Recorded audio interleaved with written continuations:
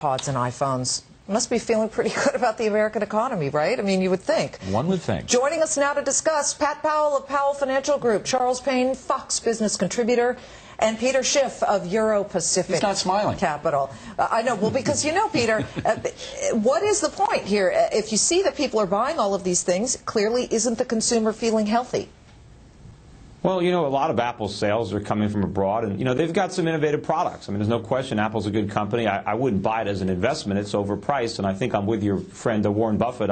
Airlines are for traders. They're not for investors. But I wouldn't read anything into a few companies that are doing okay and say the U.S. economy is in good shape. I think the overwhelming evidence is that the U.S. economy is in awful shape, and the fact that consumers have spent so much is part of the problem. And the fact that they continue to spend money and they're borrowing Peter, what would your definition of a good economy be? Because right now I feel like I'm in bizarro land. Every time I'm on the show with you, you know, the economy is doing great. The stock market reflects that. Look, 4.7% unemployment. Okay, thank you. Answer it. Charles, I'll answer your question. The economies that are doing well are the ones that are generating all the savings that we're borrowing and that are producing all the goods that we're consuming. So let's take China, for instance. Let me take China, for instance. They have $2.2 trillion in savings, and they're getting all of our money. Would you switch places? Would you rather live in China right now than in America? Question.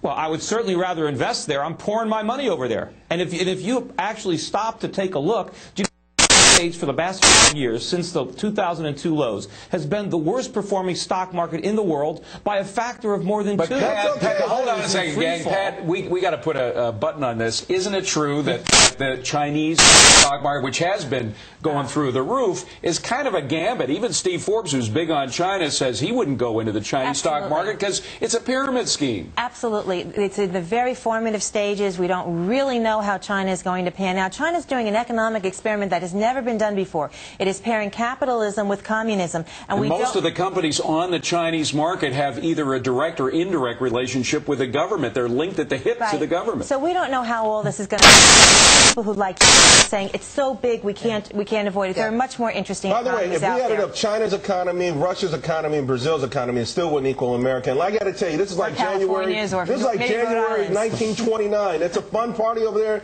I trade the Chinese market. I would trade them, not airline stocks, but the bank on it either. Feisty. We love it. This is just the kind of conversation. Peter, hold on there. We've got much more.